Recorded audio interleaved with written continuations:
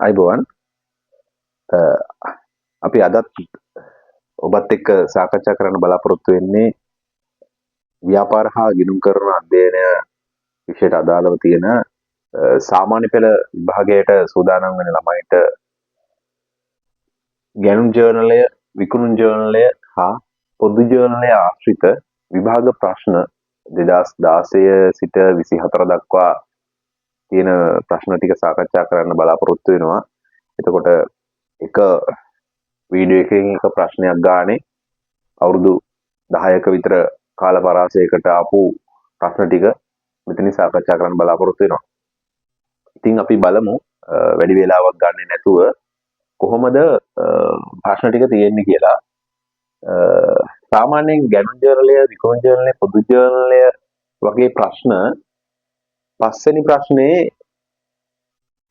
අන්තිම කොටසට ලකුණු 4ක් වගේ එන්න තමයි බොහෝ දුරට පහුගිය විභාග ප්‍රශ්නවල අහලා තියෙන්නේ.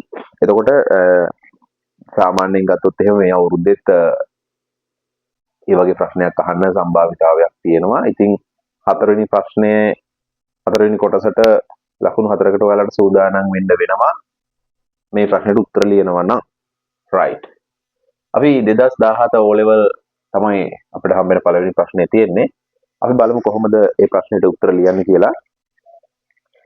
ව්‍යාපාරයක 2017 මැයි මාසය සඳහා පිළියෙල කළ ගැණුම් ජර්නලය හා විකුණුම් ජර්නලය පහත දැක්වේ. දැන් අපෙන් ඉල්ලන්නේ ගැණුම් ජර්නලය හා විකුණුම් ජර්නලය 2017 මැයි 31 දිනට සම්පූර්ණ කිරීම. ඒ කියන්නේ මේ ගාන දීලා තින්නේ සම්පූර්ණ කරපු නැති ගැණුම් ජර්නලයක් හා විකුණුම් ජර්නලයක්. ඊට පස්සේ ගැණුම් ජර්නලය හා විකුණුම් ජර්නලය ගන්න දෙනවා ලෙජරේට පිටපත් කරන්න කියලා කියනවා. ලකුණු 4ක ප්‍රමාණයක් තමයි මේකට ලබා දෙන්නේ. right. අපි ඉස්සෙල්ලාම බලමු කොහොමද මේ වැඩේ කරන්නේ කියලා. දැන් මේකේ අපි ඉස්සෙල්ලාම ගැණුම් ජර්නලය හදලා ඉමු. ගැණුම් ජර්නලේ තියෙනවා 5යි 10 ඉන්වොයිස් සංඛ්‍යා 0.5 නාලක කියලා සැපයුම් කරුවෙක්. නාලක වටිනාකම 4800යි. ඔක දීලා තියෙන්නේ. ඒ කියන්නේ ණයට ගැණුම් තමයි ගැණුම් ජර්නලේ දාන්නේ. නැවත විකිණීමේ පරමාර්ථය ණයට ලබා ගන්නා භාණ්ඩ තමයි ගැණුම් ජර්නලේ දාන්නේ.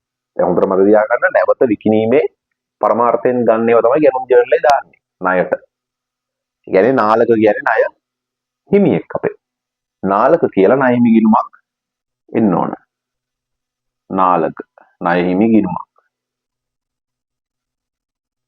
right. 4800ක්. එහෙනම් ණය හිමි ගිණුමට බැර වෙන්න ඕනේ 4800ක්. මොනවා කියලාද? ගැණුම් කියලා. ඒක දිනේ දාන්න උදේ. මම ඉඩම අධි නිසා මෙතන පීගිනුම් තමයි පාවිච්චි කරන්නේ. වල සම්පූර්ණ ගිණුම් ගන්න ගැණුම් ගිණුම. right. ඊළඟ එක 5යි 18 ඉන්වොයිස් සංඛ්‍යා 1.28 ණය හිමියාගේ නම වාසනා 15000යි. අර විදිහම තමයි වාසනා කියලා ණය හිමි ගිණුමක් ලෙජරේ පවතින්න ඕනි. වාසනා ණය හිමියාගේ නම ඉස්සල්ලා වගේම ණය හිමි ගිණුමට බැර වෙනවා වාසනාගේ ගිණුමට. දිනය 5යි 18 ගැණුම් කියලා. ලෙජරේට පිටපත් කරා ණය හිමි ගිණුම් දෙකට. දැන් මේක සම්පූර්ණ කරන්න කියන්නේ මෙච්චරයි ඉතින්. අපි මේක එකතුව ගන්න ඕනේ. එතන 19800ක් එන්නේ එකතුව. 19800යි. මෙතන ලියන්න ගැණුම් ගිණුමට හර කළා.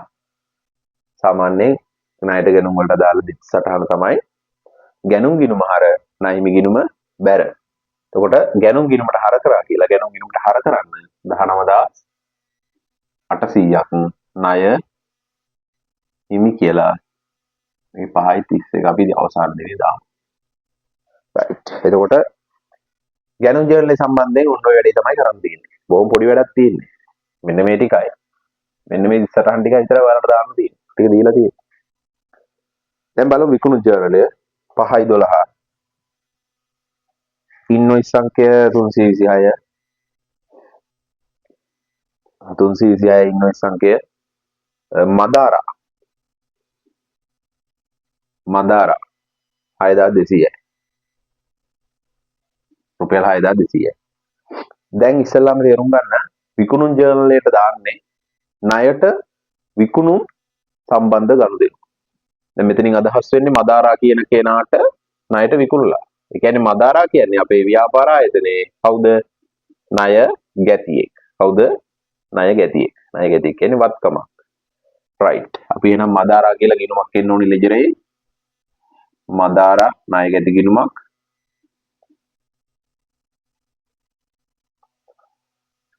හරි. ණය ගැති ගිණුම හර වෙන්න ඕනි 6200ක් දිනේ 5/12 විකුණුම් කියලා.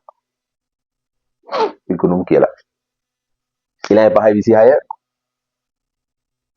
327 ඉන්වොයිස් නම්බර එක කෙනා ඇවිල්ලා විමල් කියන ණය ගැතියා රුපියල් 3000ක් අර විදිහමයි විමල් කියලා ණය ගැතියෙක් කෙනවා ණය ගැති ගිණුම් හර වෙන්නේ 5/26 විකුණුම් කියලා රුපියල් 3000යි. දැන් අපිට විකුණුම් ජර්නලය සම්පූර්ණ කරන්න පුළුවන්. මෙතන 9200යි එකතුව මේක අරන් යනවා විකුණුම් ගිණුමට බැර කරන්නේ. විකුණුම් ගිණුමට බැර කළා. රයිට්. එතකොට මෙන්න මේ වැඩේ තමයි කරන්න කියලා තියෙන්නේ.